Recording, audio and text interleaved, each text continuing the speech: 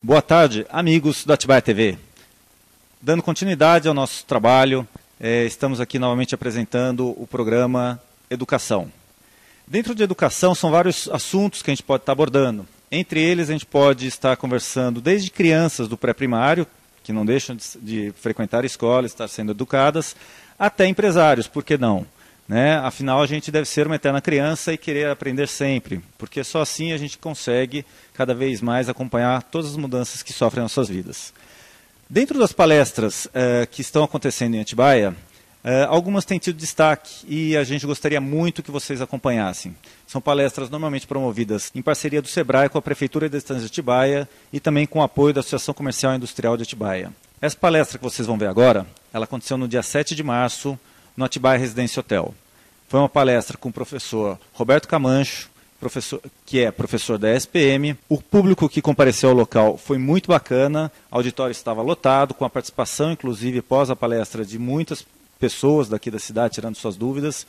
E é o início de um trabalho que vai ter desenvolvimento mais 3 palestras. Essas palestras fazem parte de um ciclo promovido pelo SEBRAE, e vão estar acontecendo ao longo desses próximos meses. Nós, da Atibaia TV, vamos estar procurando cobrir todas essas palestras, trazendo até você, que porventura não pôde ir até o local, e que, por aqui, você pode ter acesso a todas as informações e ao aprendizado que está sendo fornecido. Na data de hoje, 19 de março, a partir das 19 horas, na sede da Associação Comercial, que fica na rua José Pires 239, você vai poder acompanhar uma consultoria coletiva com o tema Controles Financeiros. Muito importante também você estar desenvolvendo esse trabalho. Se não puder estar participando, em breve nós estaremos disponibilizando o vídeo aqui para vocês. Tá? Embora é muito melhor que esteja no local, porque assim você pode tirar as dúvidas no próprio momento com os consultores do SEBRAE. Então vamos lá, gente. A palestra de hoje chama-se Como Tomar as Melhores Decisões Estratégicas no Mundo Empresarial, com Roberto Camanho. É uma responsabilidade muito grande compartilhar, obrigado, Michele, compartilhar essa noite com vocês. Pelo seguinte, sempre que me convido para dar uma palestra à noite, eu fico pensando, todas essas pessoas estão se privando de estar em casa, estar com sua família, estar com seus filhos. Como eu falo meu filho de 26 anos, é uma responsa muito grande. Eu tenho que devolver vocês para casa com algum ganho. Essa é a minha busca. E dentro disso, eu queria nivelar com vocês alguns princípios. O primeiro, que depois de muito tempo eu descobri que para trabalhar sério você não precisa ser triste. São duas dimensões diferentes. Você pode trabalhar sério ou alegre. Não é? Então, eu infelizmente sou muito alegre, porque tem gente que tem a expectativa de que por ser professor e palestrante você tem que ser triste. De coração, porque eu acho que o maior ganho que tem alguém que está aqui na frente é compartilhar a energia boa que vem de vocês para cá. E espero poder retribuir para vocês também. É um ganho muito legal, gente. Para mim é um grande presente poder compartilhar essas energias. E sinceramente é disso que eu vivo. As energias de poder fazer os outros construírem, criarem. Muitas vezes a consultoria para universidades que não têm dinheiro para pagar, mas não interessa, não tem dinheiro para pagar, vamos fazer, vamos realizar. E isso gera grandes trabalhos depois. É interessante que na história sempre gerou grandes trabalhos no final. Então, eu queria compartilhar com vocês a minha experiência em processos decisórios, que foi um tema que eu comecei a estudar em 1996, fui para os Estados Unidos, trouxe para o Brasil, e no começo, como todo empreendedor, como vocês, você acredita, tem fé que aquilo, você não pergunta se o mercado quer. Você move com o seu coração. Se o mercado quer ou não quer, é um outro problema. Você tem aquele drive de fazer acontecer. E eu me vi por 2 anos vendendo disco voador. Ninguém sabia para que servia, como usava. Falava, eu trabalho com processos decisórios. Até aconteceu o seguinte, que eu quero compartilhar com vocês, que quando você é um empreendedor, além de ser competente, além de estudar, existem momentos de sorte.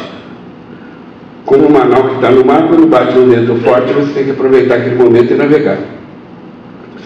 E em 98 apareceu no meu escritório um senhor que falou, olha, conheci o método que você tem e eu queria aplicar isso no governo do estado de São Paulo. Eu falei, tá bom, velhinho, cheira a cola, acho que comeu a lata e jogou a cola fora, mas dei corda pro velhinho. E no final era verdade, né? O primeiro trabalho que eu fiz foi o pleno do governo Mário Covas, que eu vou contar para vocês. E a partir daí comecei a estudar os processos decisórios, estudando as metodologias, e depois fui estudar as pessoas, que eu acho que é mais legal, que é o que eu quero compartilhar com vocês, né? E dentro dessa ideia de estudar as pessoas, eu queria compartilhar mais algumas coisas com uma regra de relação nossa. Primeiro, na minha geração, quem não tinha pergunta era inteligente. O cara não tem pergunta, o cara é um gênio. Hoje em dia, quem não tem pergunta é burro, porque não está entendendo nada do que está acontecendo. Quem acha que não tem questionamento é burro. Então, a primeira coisa que eu queria passar para vocês, todos nós que temos um negócio pequeno ou grande, nós temos inquietudes e questionamento. Então, fique tranquilo que isso é normal. Pode aumentar a dose de Prozac, Valium, Lorax, seja o que você for, mas às vezes precisa, estou brincando, né? Outro dia, num curso para altos executivos, me deparei com isso. Eu estava falando de gestão das angústias, vou falar com vocês. Nisso, um diretor de uma grande empresa levanta o braço e fala, quem toma Rivotril aqui? Eu não conhecia Rivotril, mas parece que é bom. Quem dá Rivotril? Aí os caras começaram a discutir a dosagem. Quando você toma? O de 75 de manhã e de noite? Eu falei, nossa, a vida está complicada para todo mundo, não é só para mim, né? Por sinal, eu não tomo Rivotril, não, porque eu não conhecia. Né? Eu tomo Lorax. Não estou brincando. Então, a primeira coisa para vocês se sentirem confortáveis, o questionamento hoje é normal. Ponto. Segundo ponto, além da gestão do conhecimento, essa é forte, mas é legal para pensar. Comecem a pensar que você tem que fazer gestão da ignorância. Porque quanto mais você tem conhecimento, mais ignorante você fica. Então, no fundo, o que você faz é gestão da tua ignorância e não gestão do conhecimento. Faz sentido? Não é? Porque você se sente burro. Então, no fundo, o que eu quero colocar para vocês são pensamentos para dar conforto interno. Porque a gente vive nos momentos de inquietude, ou de várias inquietudes, onde essas dimensões têm que ser postas como regra. Quer dizer, quem tem questionamento é inteligente, não é burro. Né? Segundo, quanto mais você aprende, mais burro você vê que você ficou. Então, tá legal. Então, se você se sente burro por ter expandido sua base de conhecimento, esse é o caminho certo de hoje. Né? E ter inquietude é normal. Porque a única certeza que existe nos tempos de hoje é a incerteza. Nós vivemos a certeza da incerteza. Para vocês terem ideia. Ninguém teria expectativa de ler num jornal que um estatístico acertou todas as análises que ele fez da eleição americana. O que era para se esperar do estatístico? Ele acertasse, não que ele errasse. E aí o mundo, ele acertou tudo. Vivemos uma época de incerteza e ele acertou o quê? Ele acertou o comportamento humano dentro do modelo dele. O modelo dele deixou de ser só matemático e começou a colocar em consideração o modelo humano. E aí, eu gosto muito da seguinte ideia. Muitas vezes, para nós, executivos ou empresários, o problema não é hardware, o problema não é software, o problema é peopleware, são as pessoas. Se você tentar um problema de peopleware resolver com software, não resolve, nem com hardware. Então, muitas vezes, o excesso de controle você tem que dosar com as relações humanas. Não é colocando números e metas que brasileiro funciona. E essa é uma outra ideia, que é a seguinte: as técnicas de gestão que a gente tem são todas elas consagradas de origem anglo-saxã. A estrutura dos americanos de gestão e de decisão é mais objetiva e mais direta. Para um americano, você fez dinheiro, você é winner, você é um vencedor. Se no dia seguinte você não fez, você é um loser, você é um perdedor. Né? Aqui, para nós, inclusive a literatura trata isso bem. Fala que a gestão brasileira é mais feminina, ela é mais dócil, mais paternalista, e a gestão americana é mais masculina. Metas, produtividade. Então, recomendo a vocês que quando lerem, saberem calibrar, passar do mundo masculino para o feminino, porque se você for muito forte no masculino de ser, você pode corromper as relações. Tudo bem? Eu acho que queria passar essa estrutura de valores para vocês, que são momentos que eu estou vivendo. E outra coisa que eu estou achando interessante, as últimas literaturas dessa semana que eu estou vendo, os americanos estão começando a falar muito em gestão do informal. Aí me deparei com o seguinte: nós usamos muito em literatura as regras americanas de gestão. Conseguimos fazer todos os controles, né? E aprendemos a fazer como eles fazem. E agora eles descobriram que a gestão do informal tem que conviver com a gestão do formal. Você tem que balancear as coisas. E o que eu achei legal é que eles chegaram onde nós chegamos já faz muito tempo, porque a gente balanceia o informal com o formal. Faz sentido o que eu estou falando para vocês? Não é? Você pega a ISO 9000, quando vai ter certificação todo mundo corre, depois que passa a certificação todo mundo se afasta. É verdade, gente. Então as empresas estão ISO 9000, mas não são ISO 9000. Faz sentido? Isso é estudado pelos sociólogos, se chama decoupling. Para quê? Para o meio social conseguir trabalhar e ser produtivo, ele se descola das regras.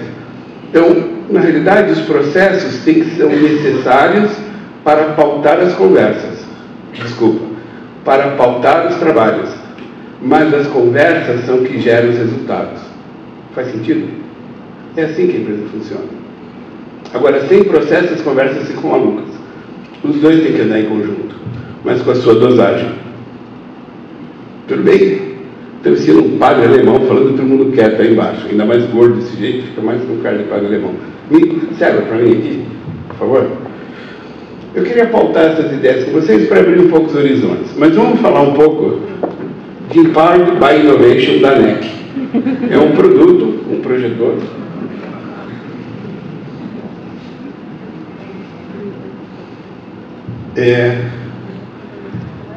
Então, como eu falei para vocês, a gestão no Brasil, você tem que ter técnica, tem que ter processo e tem que ter sensibilidade.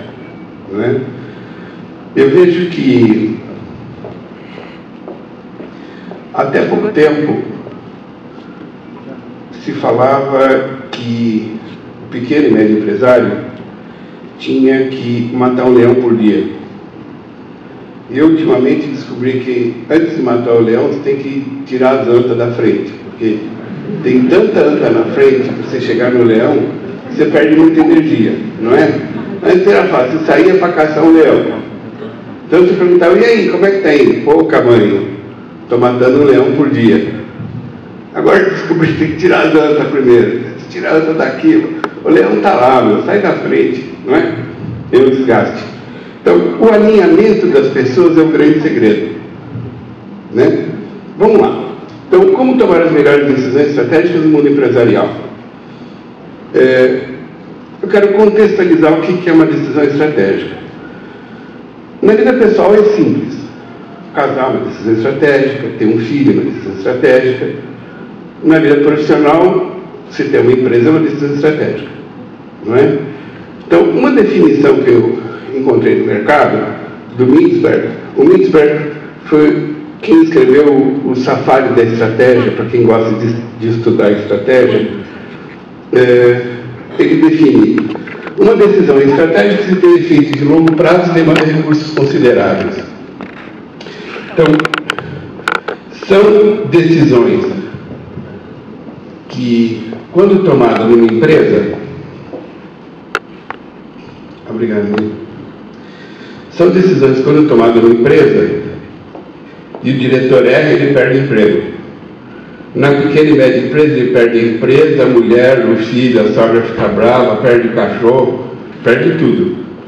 Então, quando eu vim dar a palestra para vocês, eu falei, uau, que grande responsabilidade minha, porque decisão estratégica nas grandes empresas que eu costumo trabalhar impacta talvez uma perda de emprego, um impacto grande, mas a empresa sobrevive. Mas no nosso mundo aqui, uma decisão estratégica errada pode impactar numa coisa triste, de uma grande dificuldade da empresa, né? E que impacta na família, impacta em tudo. Então, meu objetivo com vocês é pautar uma trilha que lhes dê conforto para as suas decisões, explicando muito o que é a realidade, explicando alguns rumos, explicando técnicas que a gente pode usar também. Como eu falei para vocês, para mim a minha grande preocupação é que gestão é uma disciplina prática e humanista. Não imaginem que gestão está em prescrições de livros. As prescrições de livros vão te dar orientação, como se fosse uma pauta de música, né? Você tem as notas, mas o toque é seu. Graças a Deus, que é o que nos encanta. Como empreendedor, é o nosso toque. O que nos move sair de manhã da cama é o nosso toque. Senão você não sai, senão você não movimenta. Então, quero pautar com vocês essa ideia, né? Não é prescritivo, não existe uma formuleta, mas existem caminhos. Não existem trilhos, mas existem trilhas. Você tem como rumar. Então, quero calibrar com vocês exatamente essa visão. Peopleware, software, hardware. Peopleware é o mais importante. Veja o clima que você está trabalhando. Em cima disso, contar para vocês como as coisas acontecem, que a gente não tem bem claro. Mas eu fiquei claro no dia que o cliente me fez a pergunta, que eu já vou mostrar para vocês. Ele me falou o seguinte: ó, Camanho, eu tenho uma estratégia de empresa, claro. Eu quero aumentar o meu mercado na região que eu trabalho. Eu tenho projetos. Eu quero comprar um estacionamento do lado, eu quero colocar umas prateleiras, vou alugar o segundo andar para expandir. E eu tenho recursos. Aí ele me fez a seguinte pergunta: como é que você me garante que os investimentos estão alocados no lugar certo? Essa é a pergunta de $1 milhão. Como é que eu sei que o meu dinheiro está no lugar certo? Né? E aí eu quero dar uma notícia boa e diferente para vocês. Não existe essa certeza total, não é? Não existe. Na realidade, o que eu recomendo é: procure trilhar caminhos que te dê mais conforto, que te dê mais clareza. O que te der mais clareza, mais conforto, vai mapeando se você está no rumo certo. Mas tem muito do movimento interno. Eu vou explicar melhor isso para vocês. Agora, quando eu me deparo com essa questão, há pouco tempo, um rapaz perguntou para mim, falou: Camanho, tem uma farmácia, eu não sei se eu compro o estacionamento do lado, o terreno do lado para fazer estacionamento, ou se eu compro do outro lado e faço um salão de cabeleireiro para minha esposa. Eu falei: e a bicicleta e o casamento, como é que você vai fazer? Porque é importante vocês entenderem que cada tipo de investimento te leva a uma contribuição diferente do negócio. Se eu quero expandir, a minha fonte de renda não é no estacionamento, provavelmente é no cabeleireiro. Se eu preciso pegar mais clientes da concorrência e eu estou perdendo porque não tem estacionamento, a estratégia é o estacionamento. Então, recomendo a vocês o seguinte: qual que é a sua estratégia? O que você precisa atingir naquele momento da sua empresa? E lembre que não dá para fazer tudo de uma vez. Então, você tem que avaliar o que é mais prioritário. E aí vai da sua percepção interna, que nós vamos comentar. Tudo bem? Então, indo em frente. As angústias que eu sempre encontro no mercado, seja ela o tamanho da empresa que for. A primeira, incerteza dos mercados. Né? E incerteza dos mercados, ultimamente ficou mais grave do que era antes. Porque A literatura de marketing te orienta muito a olhar os novos entrantes. Então, ou olhar os seus concorrentes. Então, fazendo uma analogia, é como se estivesse em cima de um cavalo, no Jockey Club correndo, você olha os cavalos dos lados. Só que o mercado hoje, o teu concorrente não é um cavalo, é um canguru que caiu de algum lugar e começa a pular aquele canguru, ele é um outro bicho, e aí a gente vê uma Kodak falir porque a Nokia colocou foto no celular. Se a Kodak tivesse olhando a Nokia, talvez não tivesse acontecido isso, ela ia fazer telefone. Mas enquanto ela olhava a Nikon, faz sentido o que eu falo para vocês? Não é? Enquanto ela olhava a Nikon, canguru. Legal? Então veja, vocês não, todos nós, temos que mapear o entendimento do mercado. Aonde eu atuo, qual é o comportamento do cliente e qual é o comportamento dos meus concorrentes. Mas o que o meu cliente gosta e como é que ele vai ter atitude. Há pouco tempo, só um minuto, eu estive desenvolvendo um trabalho com o pessoal das empresas de mídia, jornais, revistas. A grande preocupação deles é que os anunciantes estão saindo das revistas. Os anunciantes estão indo por tablet. E o que ele paga um anúncio numa revista, ele paga 2 anos de anúncio em tablet. Né? E isso está levando a ele ficar perdido o que ele é. Como ele tem que agir? Faz sentido para vocês? Que ele vai ter que ser uma outra coisa do que ele é? E entender o que o cliente dele quer? Então, estejam ligados que para todo mundo que tem negócio, não é uma maldição em cima de você, porque quando a gente é empreendedor e começa a levar tanto tapa, que às vezes a gente leva, né? Tem fase, você leva tapa, escorregão, você não sabe o que aconteceu. Mas nessa fase, é importante você lembrar que é normal o que está acontecendo no mercado e que você tem que mapear o que está acontecendo com o teu cliente. Tá? Aí eu tenho um comentário interessante. Uma época eu estava dando uma consultoria num desses grandes bancos, e um dos fundadores do banco, que é de Marília, ele estudava o ponto para abertura de agências. Ele ia ver se a calçada era gasta. Onde a calçada era gasta, tinha muitas pessoas, muito movimento, ele abria agência lá. Né? Hoje é o maior banco do país. Né?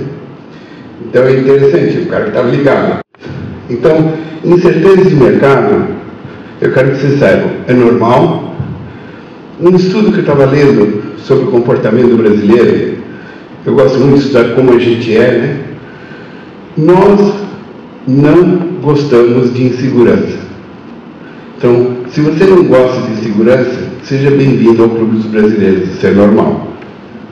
Tá? Por outro lado, aquele movimento de ser empreendedor te leva a ousar. Mas se te dá a aflição da insegurança, você é normal.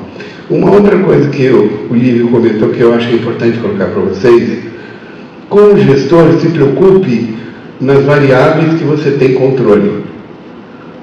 Não dá para você ter controle sobre uma chuva, uma tempestade, o metrô fechar a tua rua onde você tem o teu comércio. Você não tem controle dessas variáveis. Então, entenda as variáveis que você tem controle, que é comunicação, entender o seu cliente, custos, velocidade, são variáveis que você tem controle. E não sofra pelos que você não tem controle, porque você não tem controle. Muitas vezes a gente sofre pelas variáveis que você não tem controle. Espero que faça sentido isso para vocês. Tá? Entendam o que faz sentido. Tá? Estou no rumo certo? A grande pergunta, estou no rumo certo, tem muito a ver com o eu funciono. A gente esquece isso. A literatura e a vida não mostram para a gente que as decisões são pessoais. Né? Rumo às melhores decisões, entre parênteses, pessoais. Não existe a decisão do executivo. O cara não consegue pensar, não, a minha cabeça de empresário, de empresa, ela é pessoal. A parte dele está lá dentro, ele está comprometido com o resultado. Nós, empreendedores, também. Então, a decisão sempre é pessoal. Consequentemente, estou no rumo certo para o meu perfil de gestor? Faz sentido a pergunta? Porque senão você fica patinando, se eu fizesse, mas um empreendedor, eu vejo assim, ele pode ser conservador, ele pode ser mais atrevido a investimentos, e esse perfil leva ao rumo certo. Não adianta você fazer um movimento que não é do seu rumo e depois você não consegue gerenciar. Faz sentido o que eu falo a vocês, gente? Procure se entender que bicho que eu consigo ser, porque senão vem aquele teu cunhado, aquele teu primo do interior e fala, olha, faz o seguinte, faz isso, isso, isso, isso. Você faz e depois no movimento seguinte você não sabe conviver com aquilo. Faz sentido? Então a primeira coisa que vocês têm que entender é como eu funciono. Porque como eu funciono, eu consigo administrar os próximos movimentos. Se eu não entender como eu funciono, os próximos movimentos, por melhor que seja a palestra do tamanho e o livro que eu vou ler, não vai dar certo. Então o rumo certo tem que ser o rumo certo para o meu perfil. Uma outra coisa. Os empreendedores, a gente tem uma tendência. Alguns são criativos, outros são planejadores, outros são executores. Lógico que não existe a regra. A gente é sempre um misto dos três. Mas eu já convivi com muitos bons criadores, mas depois ele não executa. Ele cria até a ideia e não decola. Ou ele é um bom planejador, ele só planeja. Também ele não faz mais nada. Ele não executa. Então, você saber quem você é dessa história é importante, porque você vai precisar buscar os complementares para a coisa acontecer na tua empresa. Não adianta você ser um bom planejador se você não tem produto. Não adianta você ser um bom executor se você não tem plano. Faz sentido? Tá? Então, procure entender que bicho eu sou. Eu acho que é um bom começo, para não se meter em encrenca. Né? Encrenca que eu digo é criar movimentos de gestão que você não consegue conviver bem com ele depois. Essa é muito legal. Sem ouvir o que ouvir e como ouvir. O que é isso? Quando você vai pedir opinião para alguém, é muito importante que você tenha filtros. Por quê? Quem está conversando contigo tem o seu viés, tem a sua leitura de mundo particular, ou pode ter o seu interesse na sua decisão. E esses filtros, como gestor, você tem que saber avaliar o recorte que te interessa. Faz sentido o que eu falo para vocês? Né? Você pergunta para um funcionário, fala, olha, devo dar aumento? Lógico. Né? Vocês entendem o recorte? Se você fala, bom, mas por quê? Se ele começa a explicar, o recorte disso por causa do bem-estar, tem injustiça aqui dentro. Recorta isso, a justiça aqui dentro é importante você saber. Recorta e pega para você. Mas saiba criar os filtros. Tá? Outra coisa, toma cuidado quando todo mundo te bajula e acredita e faz sim senhor, sim senhor, sim senhor. Porque sem conflito, não confronto. Confronto é briga. Conflito é alguém que pensa diferente. No conflito, te abre um horizonte para você expandir a tua visão. Se você tiver um bando de puxa-saco em volta, é uma grande sacanagem contigo, porque não te expande. Faz sentido o que eu falo para vocês? Te deixa cego e te dá um conforto que na realidade você não devia ter. Tudo bem? Veja, quando estou falando de desconforto e risco e incerteza, são todos eles espaços para novos ganhos. Não, se você é ousado. Se você é ousado, você sabe que a incerteza te leva a espaço de novos ganhos, porque o outro não conseguiu criar um movimento naquele espaço que você foi. Se tivesse todo mundo certo, você não tinha mais espaço. Na Europa, por exemplo, na Europa não tem mais espaço para nada, é muito difícil você fazer alguma coisa diferente. Os espaços estão ocupados. Tá? Ficou claro saber ouvir? Né? As informações que eu tenho são confiáveis. Isso daqui, quando eu pus aqui, me lembrei do seguinte. O ano passado, eu estava fazendo um projeto do plano de investimento da reforma de um grande empreendimento que tinha uma carteira de investimento de 1,8 bilhão. E eu estava fazendo análises, ela veio quentinha, assim, tipo 8 da noite, o coreano trouxe e me deu. Eu joguei dentro do meu trabalho, tipo 10 da noite eu olhei e falei, não é nada disso. Aí liguei para a empresa, falei, tem algum problema. O coreano fez alguma coisa que não está certa. E lá pelas 11h30 o coreano falou que tinha trocado algumas colunas nos passes e resultado, para 6 da manhã eu estava acertando a reunião que às 8 ia ter com o diretor. Quando o diretor falava, eu me lembrei quando eu tinha 18 anos, que eu virava 4 noites de carnaval e ia bêbado trabalhar. Eu olhava assim para o diretor, ele falava, minha cabeça doía. Né? Se ele perguntasse uma coisa além do meu nome, ia ficar muito séria a situação. Foi um mal-estar terrível. Então, recomendo a vocês 2 coisas. Quando pegar as informações, saiba a origem dela. Seja de contabilidade, seja de cliente, seja de onde for. Entenda com a origem e tenha informações confiáveis na mão.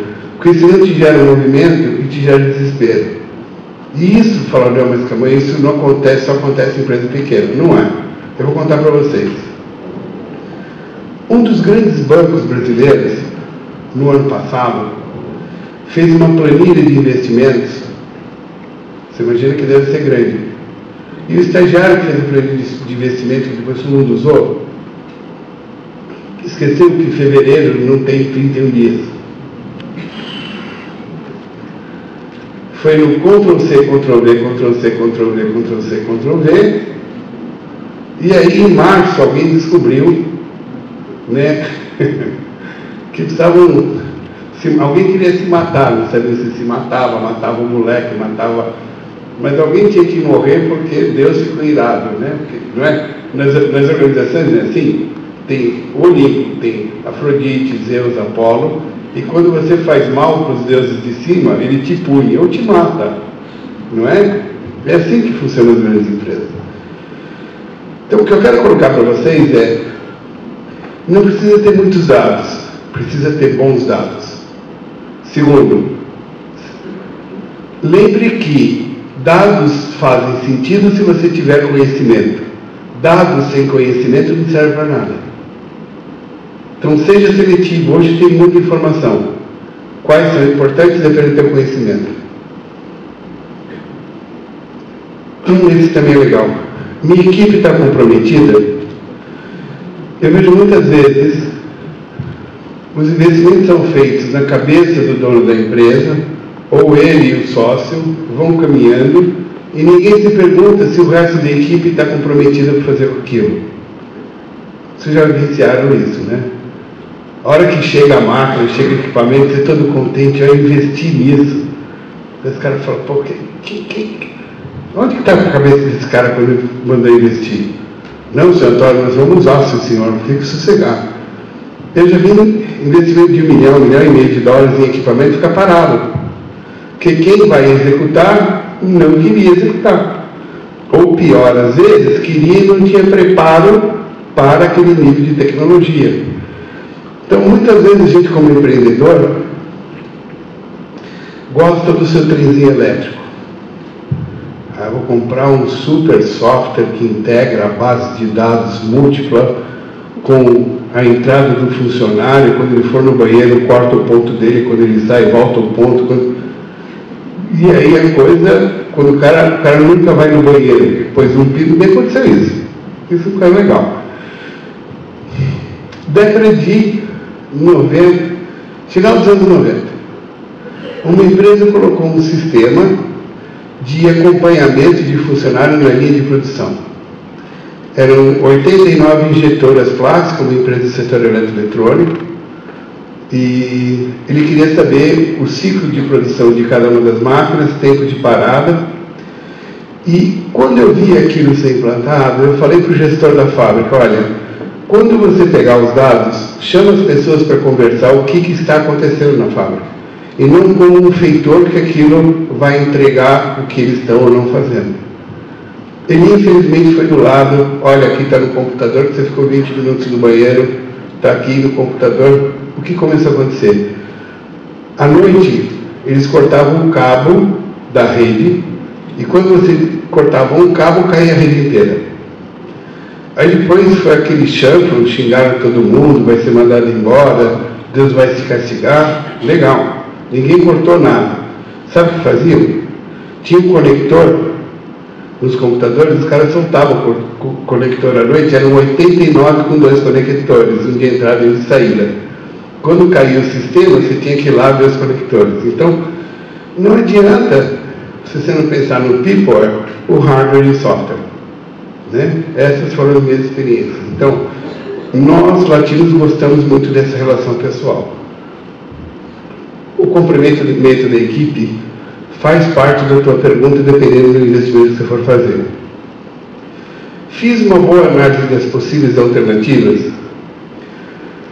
Na realidade, a boa análise das possíveis alternativas vai estar muito em cima, se você não quiser sofisticar nos métodos, existem métodos sofisticados, em você, depois que você definiu, você saber ouvir as outras opiniões e pedir opiniões para outras pessoas, ou para as pessoas certas que já fizeram aquilo. Tudo isso com base no conhecer qual é o seu rumo. Tudo bem? Aí as angústias vão dar uma baixada se vocês entenderem tudo isso que está acontecendo. Agora, além das angústias, existe um outro pano de fundo interessante que os cientistas levantaram para mostrar para vocês, que é o seguinte. Em meados dos anos 80, começaram a ser estudadas os aspectos cognitivos da decisão, assim é chamado, mas no fundo é como a nossa cachola funciona. E em 1978, um economista chamado Herbert Simon, ele colocou de pé o seguinte conceito: a racionalidade do ser humano é limitada. Isso foi por cima da base econômica, mas o que eu quero trazer para vocês de prático para a gente, porque não interessa o Herbert Simon, mas interessa o conceito, né? Quer dizer, desculpa, o Herbert Simon é interessante lê-lo, mas para mim o conceito que eu quero passar para vocês é que nós recortamos um pedaço do mundo para fazer sentido para a gente. Eu não consigo pegar todas as variáveis do mundo para trabalhar. Vocês entendem o que eu falo? Eu não consigo avaliar o impacto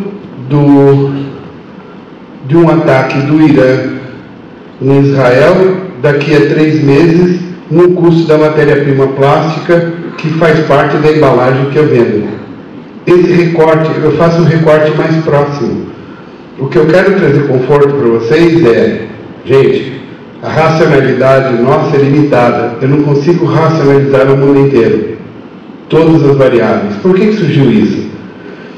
Porque nos anos 60 os economistas se atreveram de armadilhas como eu mostrei para vocês de como a gente funciona, né? Qual é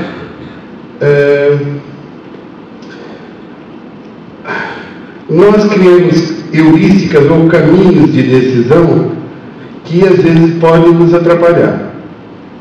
Tomando água agora, não tira foto com... Deixa eu dizer assim. Posso descer um pouquinho? Vai dar para vocês me verem, cara, não precisa ficar preocupado. Então é o seguinte, ó.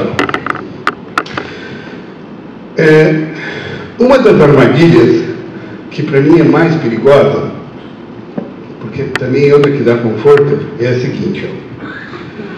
Se eu perguntar para você, Edilson, quantos habitantes tem na Turquia? Papo de bar, não vale nome.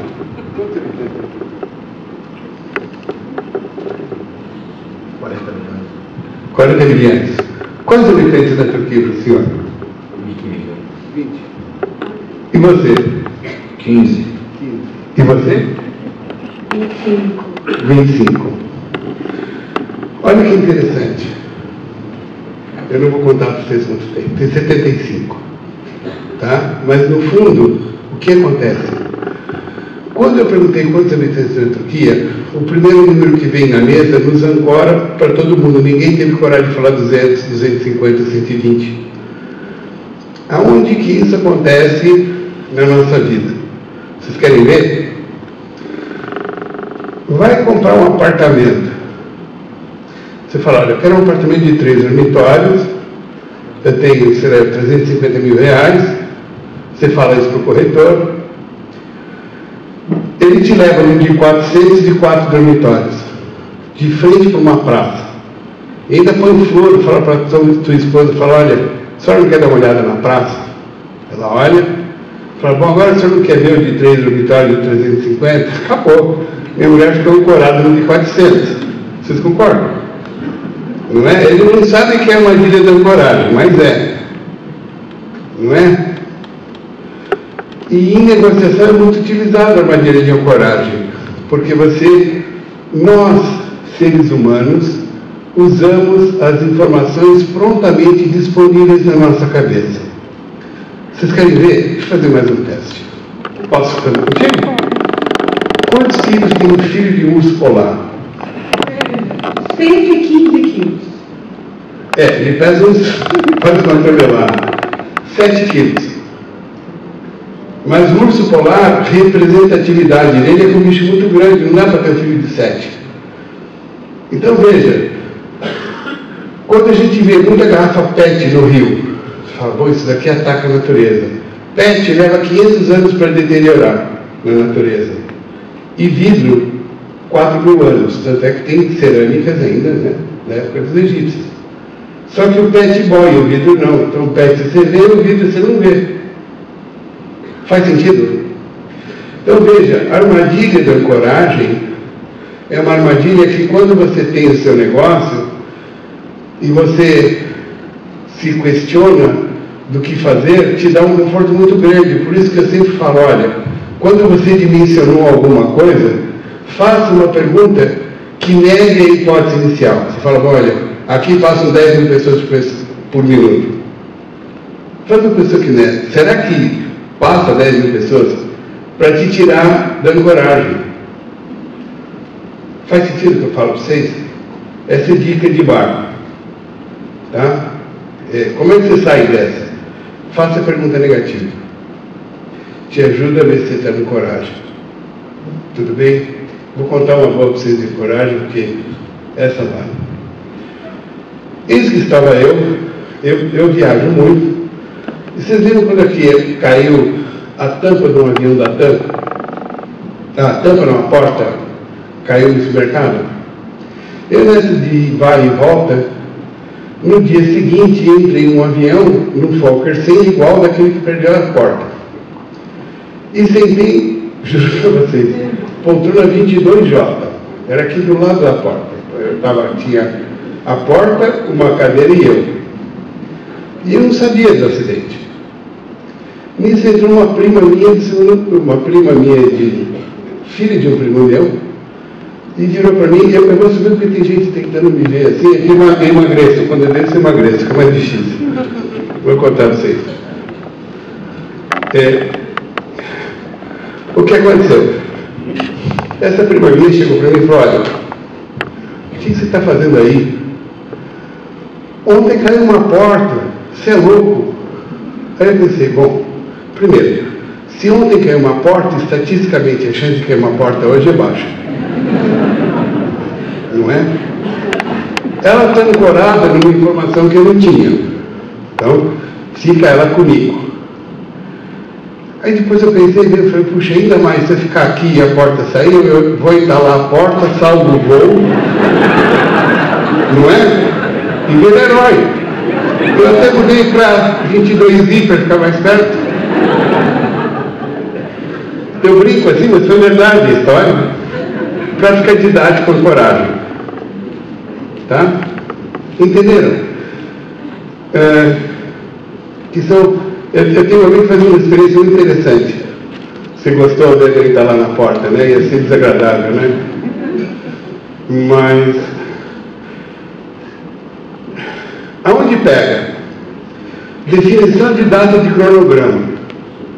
Você se ancora em histórias anteriores. Não é? Você vai fazer o cronograma, histórias anteriores. Você pega a história anterior e vê a mesma data. Aí deu errado. Você esquece que o ambiente que você está é diferente, as pessoas não são tão competentes, o ambiente é mais hostil ou não. Definição de custo de produto. Né? Você fala, não vai custar tanto. Você se ancorou na história anterior. Faz sentido? Tá? Expectativa de qualidade de fornecimento. Você tem um fornecedor há muito tempo, você não controla a qualidade dele, uma hora para outra começa a cair, você tem aquela expectativa ancorada no passado. Eu vou brincar com vocês. Casamento. Né? Expectativa de fornecimento. Tem aquela expectativa, tudo com o tempo. Né? Vocês gostaram, né? Apaga aí que tem mulher, pode ver esse negócio aí. Perspectiva de mercado futuro, também. Né? Qual a perspectiva que tem de mercado? Você está ancorado. É interessante que os documentos, os artigos, os papers, a série histórica. A série histórica tinha uma referência, mas se você for dirigir o teu carro olhando o retrovisor, você bate. Vocês concordam?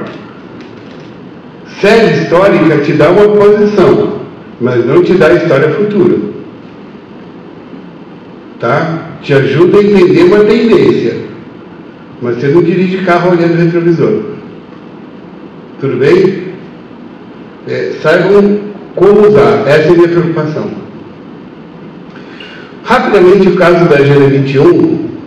A Agenda 21 foi em 1998, o governo do Fernando Henrique Cardoso está fazendo o programa Avança Brasil. Em paralelo, o Mário Covas fez a Agenda 21, que era o plano de sustentabilidade do governo. E eu tive a honra de ser convidado para fazer esse trabalho. Desse trabalho, para vocês terem ideia, saiu o Poupa Tempo. Fazia parte desse programa. Né? Selecionar uma carteira de projetos onde veio o Poupa Tempo. Que todo mundo fique encantado. Eu trabalhei com o Poupa Tempo depois. Para vocês terem ideia, o modelo de gestão do Poupa Tempo foi vestido num pacote de consultoria e exportado para a América Central e para a África. Inclusive a Alemanha chegou a ver como funcionava o Poupa Tempo. Né?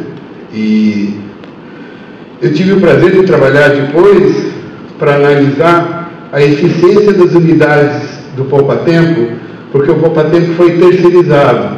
Então, para ser terceirizado, precisaria avaliar os indicadores de performance das melhores unidades para ser melhor prática para quem ia ser terceirizado. E esse trabalho eu fiz na época junto com a Fundap. Outro projeto que saiu daqui foi o Rodoanel, né? Foi da mesma carteira de projetos. Como é que a coisa aconteceu?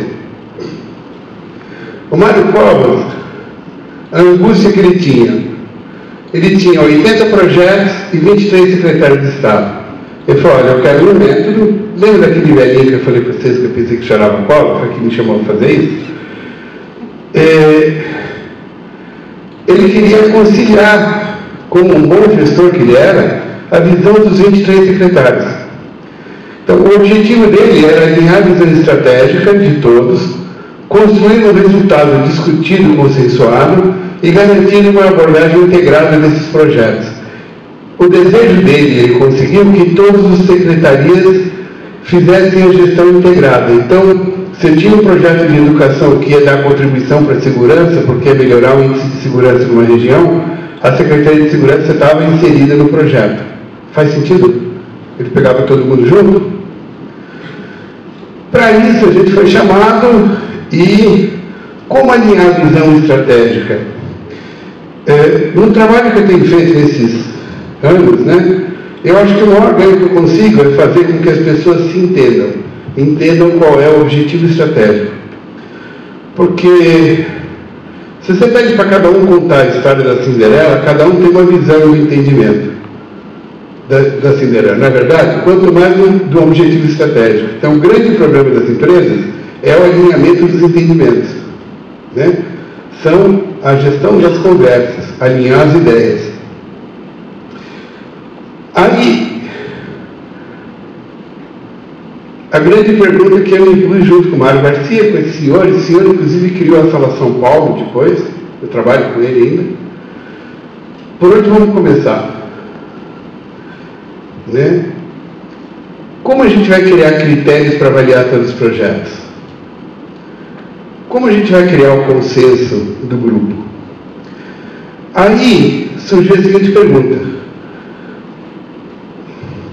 e que eu quero passar para vocês essa ideia. Quando você vai fazer uma estratégia, você tem que acertar quais são as suas perguntas e não quais são as suas respostas. A sua pergunta é: eu quero crescer em mercado, eu quero combater o concorrente. Lembra que eu falei há pouco tempo? O grande segredo é acertar as perguntas e aí buscar a resposta. Então, a pergunta que surgia na época, em 1998, se vocês lembram, a Ford estava saindo de São Paulo, estava indo para o Rio Grande do Sul e depois acabou indo para a Bahia. Existia um problema de saída das empresas da região do ABC, uma guerra fiscal entre os estados, né?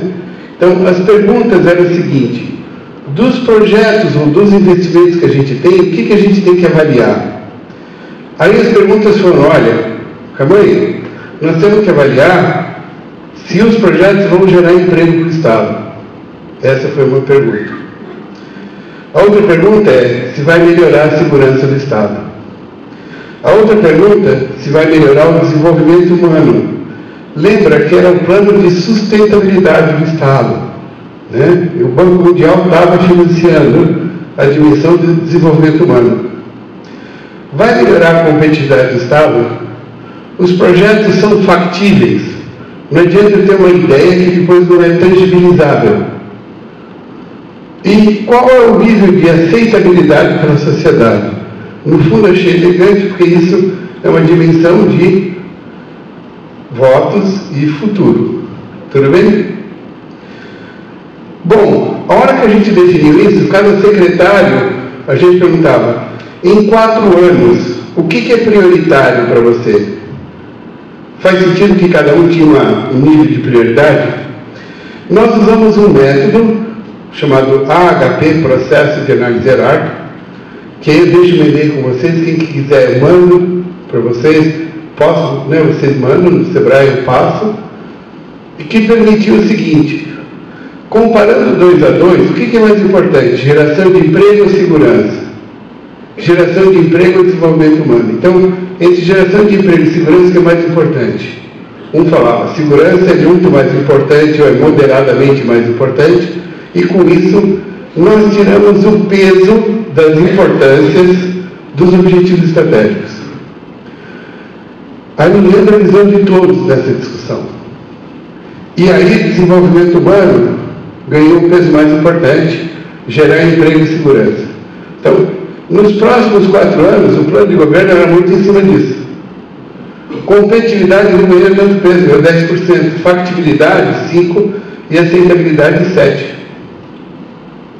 Consequentemente, nós vamos buscar quais são os projetos que vão dar esse resultado estratégico, trazendo para o negócio de vocês. Se vocês conseguem avaliar qual é o objetivo estratégico mais importante que vocês têm hoje, se é combater concorrência, melhorar a qualidade, inovação, pega um, não precisa pegar todos. E depois vamos analisar as alternativas dele, você já está no bom caminho. Tudo bem? É entender isso, o que é importante para o meu movimento. A partir daqui, nós criamos uma forma de medir. Então, o Rodoanel, quanto dá de aceitabilidade? Puxa, dá muito. De factibilidade, dá muito. De competitividade, dá muito. De desenvolvimento humano, dá pouco. Ele não impacta em desenvolvimento humano. Qual a contribuição dele para a segurança? É pouca. Para melhoria de emprego? É muito, porque com o Rodoanel gera muito emprego. Faz sentido a ideia de dar notas? Com isso, saiu um ranking onde nessa faixa, acho que aí não dá para ver direito, mas o que é branco é para gerar emprego, o que é azul segurança, o que é cinza desenvolvimento humano, competitividade, factibilidade e aceitabilidade. Então, lógico que os projetos mais prioritários foram o que impactava em desenvolvimento humano, segurança e emprego. Legal? Aí aconteceu uma coisa que eu quero compartilhar com vocês também.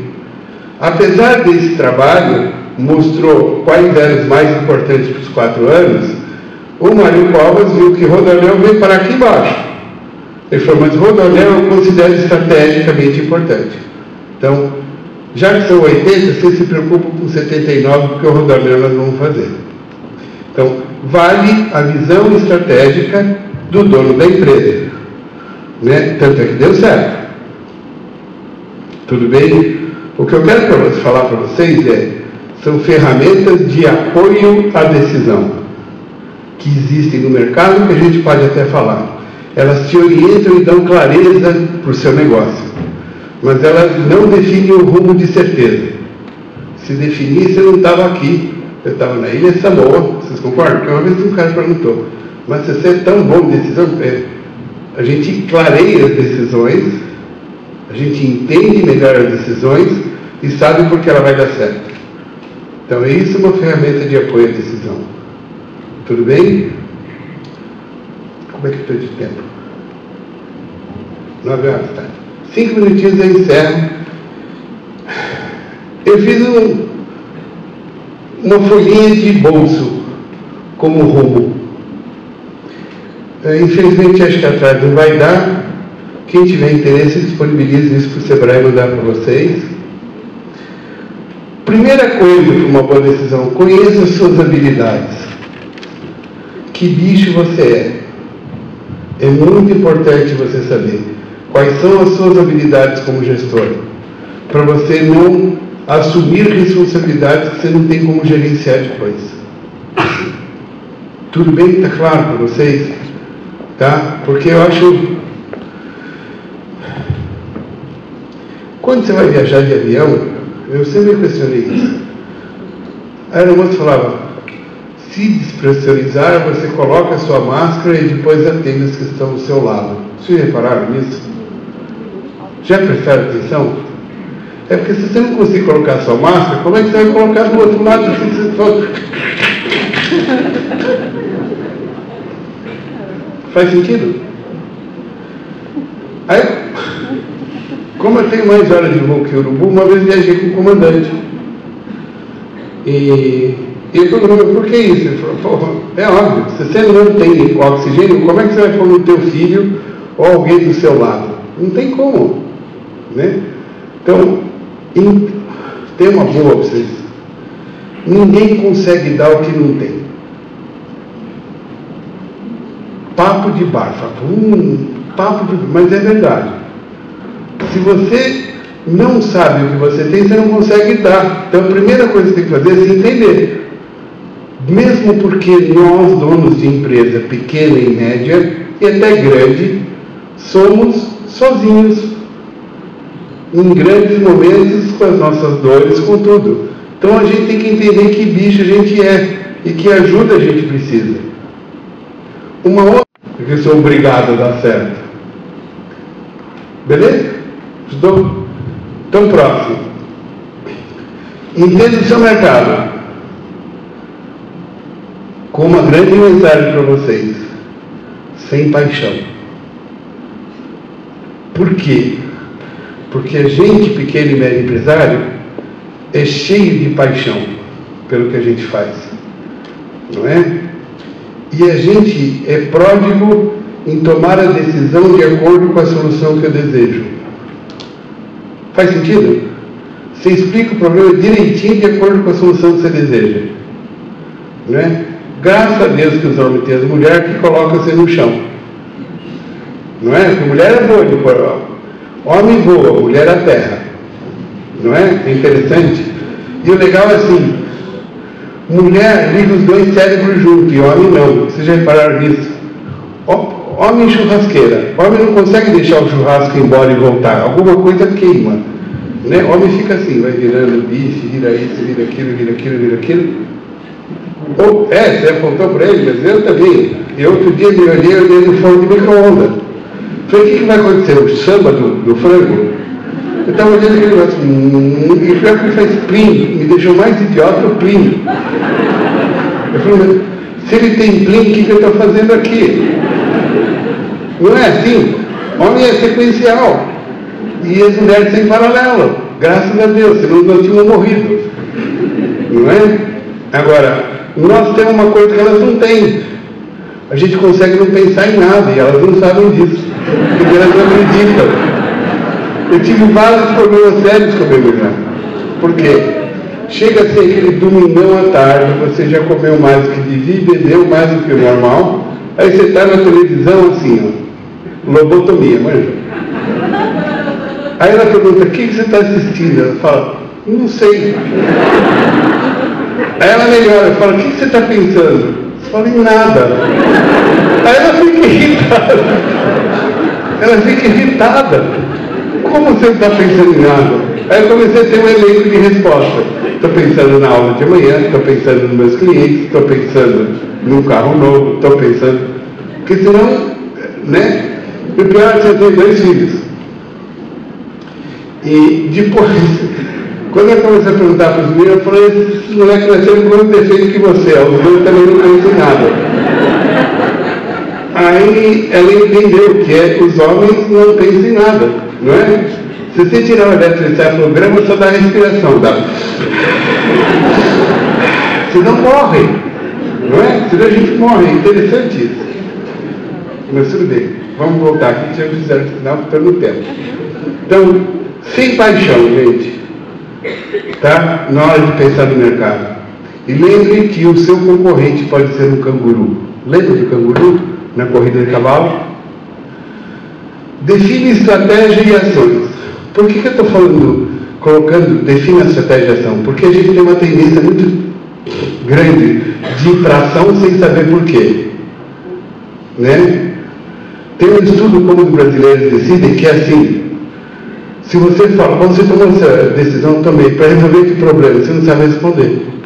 Mandei um funcionário embora. Por quê? Uma outra coisa que eu tenho levantado muito estatisticamente, quais são as suas angústias como gestor? Dentre elas é mandar alguém embora. Né? É angustiante mandar alguém embora. Para o americano não é. Você pega o livro americano, o Jack Welch, por exemplo, ele fala a regra de 70, 20, 10. 70 fica, 20 é culpa e 10 vai mandando embora e circulando. Para nós é difícil isso. Né? Por que eu estou colocando define estratégia então e ações? Para resolver que problema que você está colocando as ações. A gente tem uma tendência muito grande de definir as ações e depois falar de qual era a estratégia. Faz sentido? Faz. A gente inverte. Levante informações úteis e confiáveis, que eu já tinha comentado isso com vocês. Tá? Saiba que nós estamos vivendo uma fase de mundo que, eu estava vendo um outro estudo, a falta de receber e-mail e SMS te aumenta, quer dizer, o fato de você receber te aumenta a dopamina. Se você não recebe, você se sente alto da sociedade, fora, excluído, principalmente os mais jovens. Tomem cuidado com a sobrecarga de informação. Saiba ser seletivo com o que te importa. Saiba ouvir as opiniões. A gente já falou isso. É muito importante saber quais são os filtros. Uma coisa que me chamou muita atenção. Um artigo que ganhou o prêmio do jornal Business Management do ano passado é um artigo de uma pesquisa que fala que os executivos não escutam os outros. Foi o melhor artigo. Né? Então, como é que alguém que colocou no papel que os executivos não escutam os outros foi o ganhador, porque isso é uma verdade. Então, saber ouvir é uma arte. Selecione uma das ações. Escolha uma. Agora, antes de você partir em frente, justifique por que não as demais. Faz sentido? Eu quero comprar, escolhi 3 carros. Comprei um. Se eu conseguir justificar por que não os outros dois, por que não o Golf, por que não o Gol, ou o Golf e o Ideia, eu aprendi muito mais sobre o sim. Faz sentido? A tendência nossa é justificar o positivo. Se você conseguir justificar o negativo, você aprende muito mais do positivo. Se você estiver confortável com tudo isso, vai em frente. Tudo bem? Justificar o não vai te ajudar a aprender do sim. Legal? Gente, muito obrigado. Eu espero ter somado o que eu esperava somar na vida de vocês, do fundo do coração. Eu sou há 12 anos consultor. Eu estou com uma empresa hoje, então uma abordagem muito parecida com o que você falou, por me sentir emocionado aqui. Que legal. Porque eu trabalhei na Deloitte e pude acompanhar grandes empresas de consultoria. E minha grande angústia é essa tendência de vender soluções prontas. Que bom. E eu comecei a jogar xadrez com 5 anos de idade. Então, para mim, estratégia sempre foi algo divertido. E quando eu fui crescendo, eu quis ser um estrategista. Legal. E eu descobri que as grandes empresas que vendem estratégia, vendem planejamento financeiro. Então, isso me gera uma grande angústia. Então, minha pergunta para você é, como você enxerga isso? Essa valorização excessiva dos números versus essa percepção que você traz, que eu considero particular minha também, de que são as pessoas que, na verdade, fazem a diferença, porque são as que viabilizam as coisas. Essa é a questão. Eu gosto muito de um caso que aconteceu comigo.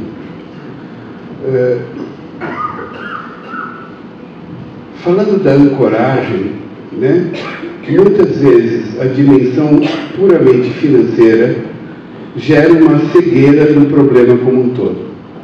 Então, eu atendi um caso de uma empresa, era um investimento de 2 bi de dólares, que ia impactar uma região, o impacto ambiental e social de uma região toda, né?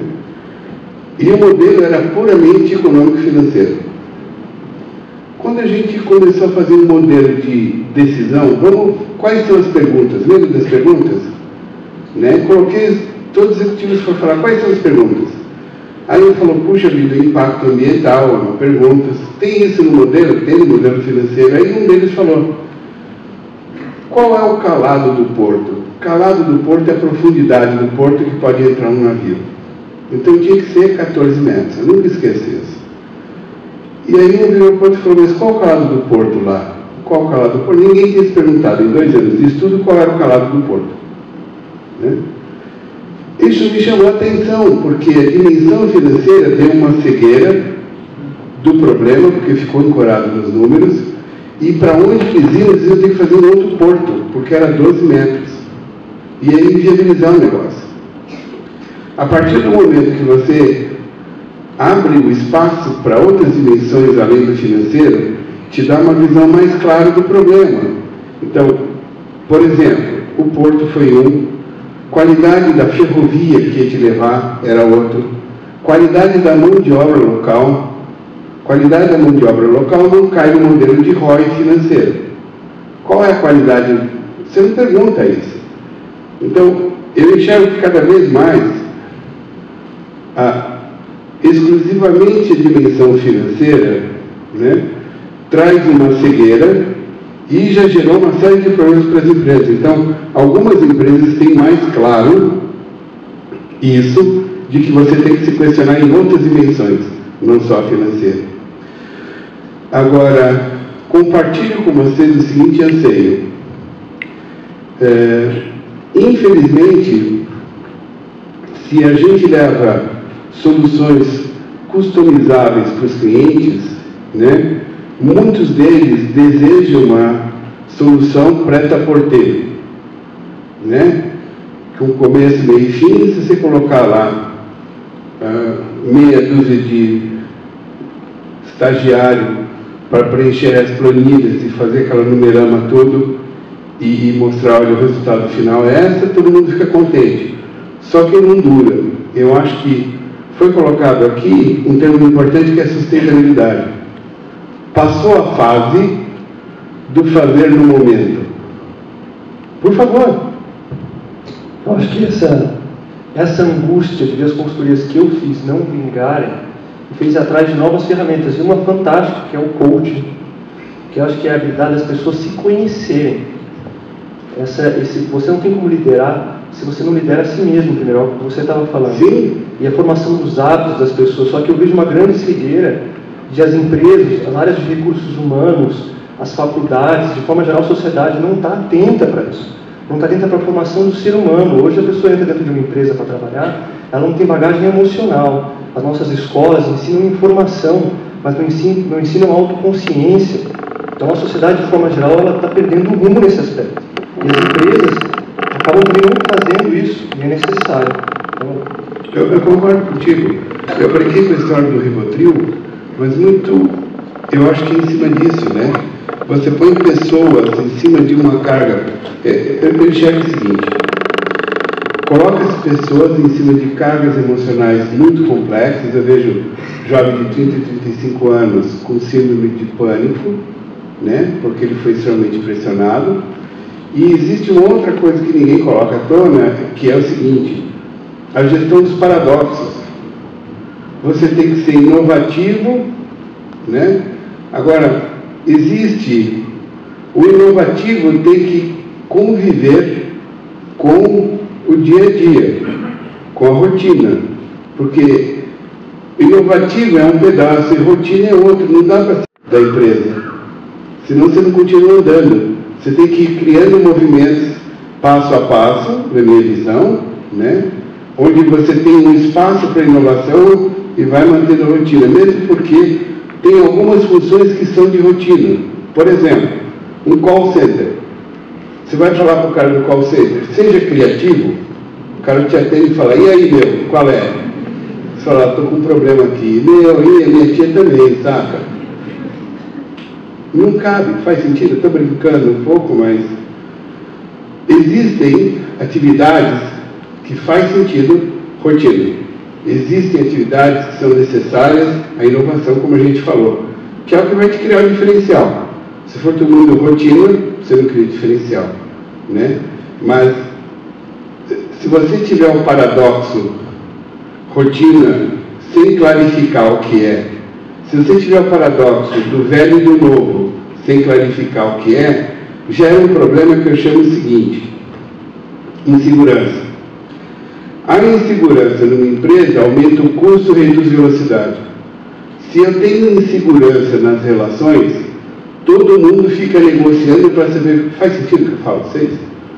Todo mundo fica negociando para ver se é isso mesmo. Ou então vamos dar um tempo para ver se é isso.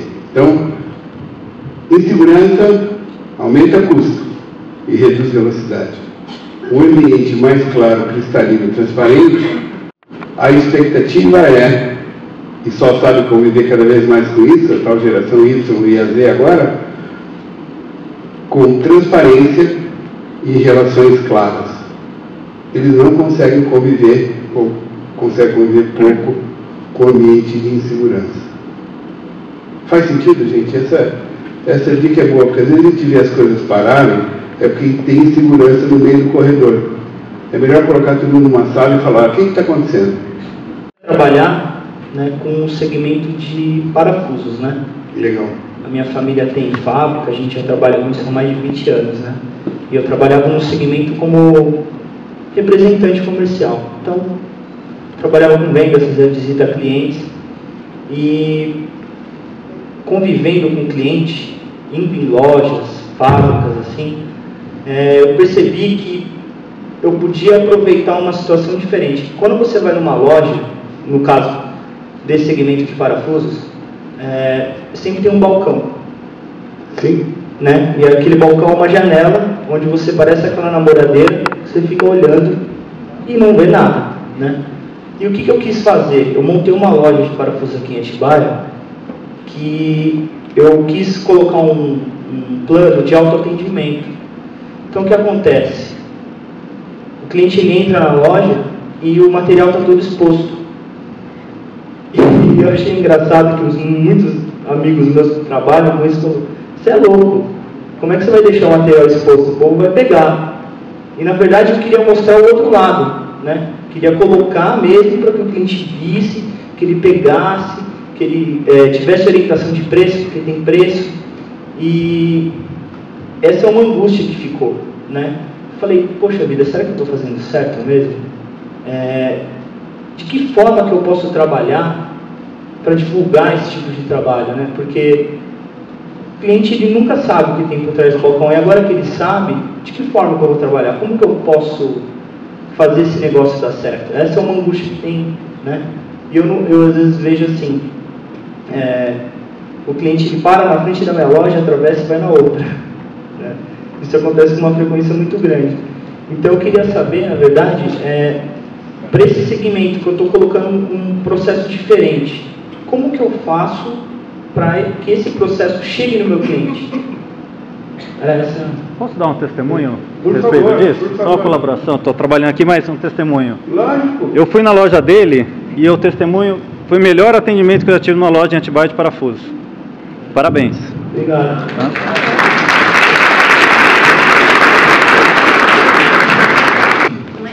Eu acho que o respeito humano é a base, não é? Porque você põe a portinha, a janelinha, você acha que o outro é um bandido. Aí você tem que pôr a portinha, a janelinha, não é? Coisa que eu adoro é aquele negócio que quando você vai no cinema, tem aquele microfone que você fala pro Lord Vader, não é? Fala, hello, não é? Não parece o Lord Vader do outro lado? Eu adoro aquilo. Que não faz parte da nossa cultura, mas respondendo a sua pergunta, eu acho legal trazer o seguinte: você viu que tem testemunho de pessoas que sensibilizaram. Veja, desculpa seu nome, você me falou? Edwin. Vou te dar um exemplo que vai te ficar didático. O Circo de Soleil, todo mundo concorda que é um negócio genial. Todo mundo quer assistir o Circo de Soleil, né? Qual foi a grande sacada do Circo de Soleil?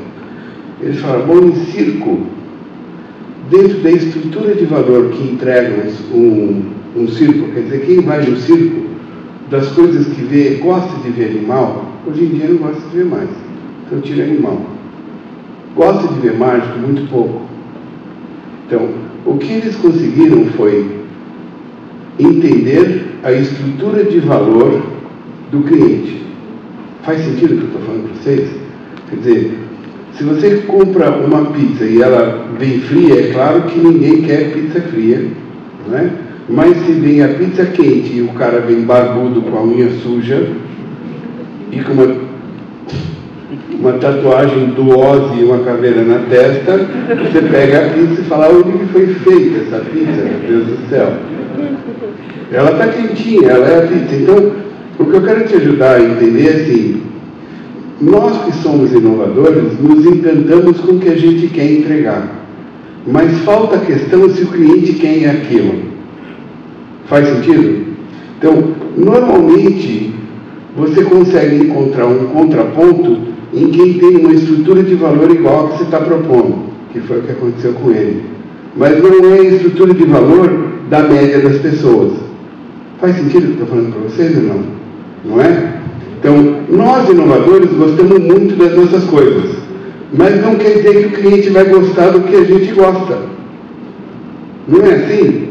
Eu vejo, por exemplo, uma época eu trabalhando na área de software.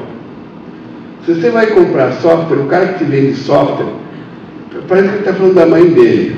Ele nem olha para você. Ele não olha para a tua reação e fala, olha, eu agora, olha esse gráfico. Gostou? Eu vou inverter ele. Você não perguntou se você queria gráfico, ele nem quer saber. Não é assim? Eu estou achando esse exemplo, porque às vezes eu olho isso, me encanta, porque é um ser humano que está encantado, mas por outro lado me dá pena, porque eu falo, cara, você não vai vender nada assim. Né? E o pior é que ele não muda, porque ele acha que eu sou um idiota, que ele não entendia o que ele vende. Não é? É um perfil meio básico assim, de empreendedor. Quando você é contrariado, estou falando que eu também sou. Né?